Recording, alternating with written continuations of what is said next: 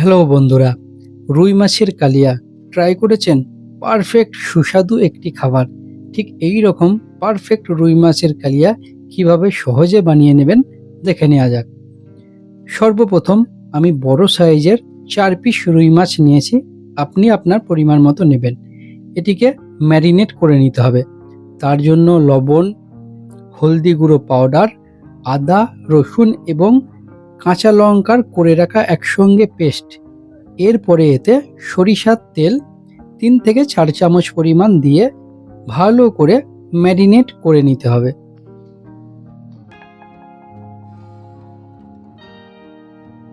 ভালো করে ম্যারিনেট করে নেওয়ার পর 15 থেকে 20 মিনিট রেখে দেবেন।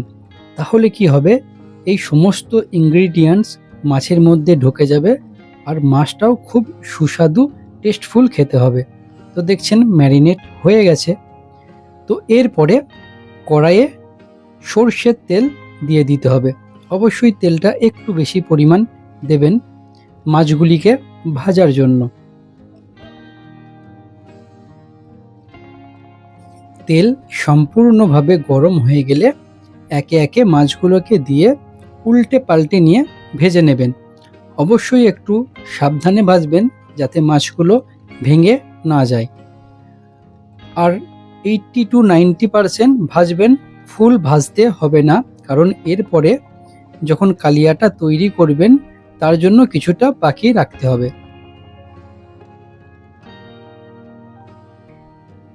এখানে মাছগুলি ভাজা হয়ে গেছে, এগুলিকে তুলে নিতে হবে।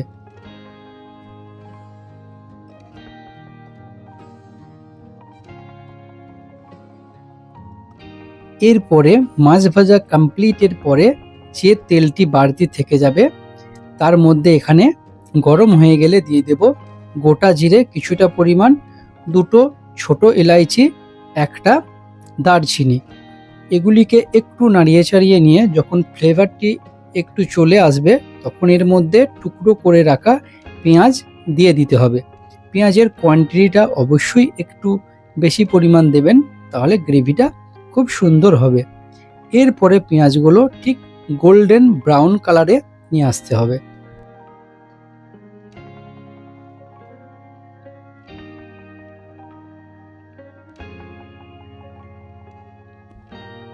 পেঁয়াজ এখানে সম্পূর্ণ গোল্ডেন ব্রাউন কালার চলে এসছে। এরপরে এর মধ্যে দিয়ে দিতে হবে আদা, রসুন এবং কাঁচা লঙ্কার করে রাখা একসঙ্গে পেস্ট। এটি 2 থেকে 3 চা চামচ পরিমাণ দিয়ে কিছুক্ষণ 30 সেকেন্ড থেকে 1 মিনিট ভালো করে এখানে নাড়াচাড়া করে মিক্স করে নিতে হবে। এরপরে এর মধ্যে দিয়ে দিতে হবে বাকি সমস্ত মশলা, হলুদ গুঁড়ো, জিরে গুঁড়ো এবং ধনে গুঁড়ো। এগুলিকে দিয়ে কিছুক্ষণ যাবৎ নাড়াচাড়া করে নিয়ে এই মশলাটিকে কষিয়ে নিতে হবে। মশলাটি যখন একটু কষানো হয়ে যাবে এমন তো অবস্থায় এর মধ্যে দিয়ে দিতে হবে বেটে রাখা টমেটোটিকে দিয়ে এটিকে কিছুক্ষণ যাবৎ ভালো করে মিক্স করে দিয়ে এর সঙ্গে লবণ স্বাদ অনুসার দিয়ে কিছুক্ষণ যাবৎ এটিকে নাড়িয়ে চাড়িয়ে নিতে হবে।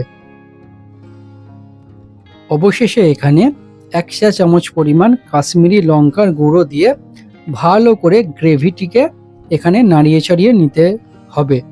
দেখতে পাচ্ছেন কত সুন্দর একটা গ্রেভি চলে এসছে, পারফেক্ট টেক্সচার এসে গেছে। এমন তো অবস্থায় যখন মশলা থেকে জল খসতে চালু হবে, ঠিক এরকম গ্রেভিটি মোটা হয়ে যাবে, পারফেক্ট মশলাগুলো কুক হয়ে যাবে, তখন এখানে আপনি পরিমাণ মতো জল দেবেন। খুব একটা বেশি জল দেওয়ার প্রয়োজন নেই। জল দেওয়ার পর একটু নাড়িয়ে চাড়িয়ে নিয়ে গ্রেভিটিকে ফুটতে দিতে হবে। যখন ঠিক এই রকম ফুটবে এমন তো অবস্থায় টক দই 2 থেকে 3 চা চামচ পরিমাণ দিয়ে এটিকে সুন্দর করে গ্রেভির মধ্যে মিক্স করে দিতে হবে। অবশেষে এখানে মাছগুলোকে অ্যাড করে দিতে হবে। তো গ্রেভিটি এখন রেডি হয়ে গেছে। এমন তো অবস্থায় মাছগুলোকে দিয়ে এই মাছগুলিকে উল্টে পাল্টে নিতে হবে। যাতে মাছের ফ্লেভারটা সমস্তটা গ্রেভির মধ্যে চলে আসে।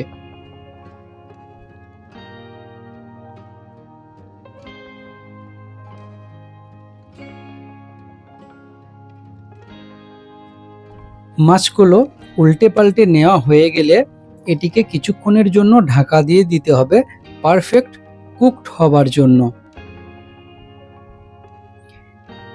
কিছুক্ষণ হয়ে গেছে, এরপর ঢাকনাটি খুলে নেব। আর দেখতে পাচ্ছেন কত সুন্দর কালার ও টেক্সচার এসে গেছে, আর মিষ্টি একটি সুগন্ধ এখানে আসছে। অবশেষে এখানে দিয়ে দিতে হবে টুকরো করে রাখা ধনেপাতা। ধনেপাতা দিয়ে এরপরে কিছুক্ষণ উল্টে পাল্টে নিতে হবে। আর ধনেপাতার ফ্লেভারটা এর মধ্যে গেলে পারফেক্ট সুস্বাদু একটি টেস্ট আসবে।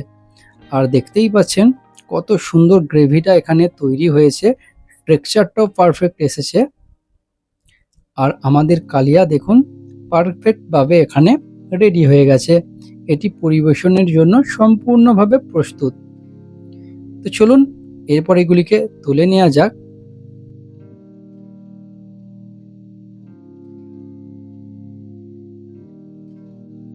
তো বন্ধুরা, আপনারা দেখতে পাচ্ছেন কত সুন্দর এখানে রুই মাছের কালিয়া তৈরি হয়েছে, যার কালার, টেক্সচার এবং স্বাদেও হবে পারফেক্ট। তো এইভাবে খুব সহজে আপনারা বাড়িতে রুই মাছের কালিয়া বানিয়ে নিতে পারবেন। তো চলুন দেখা হচ্ছে নেক্সট ভিডিওতে।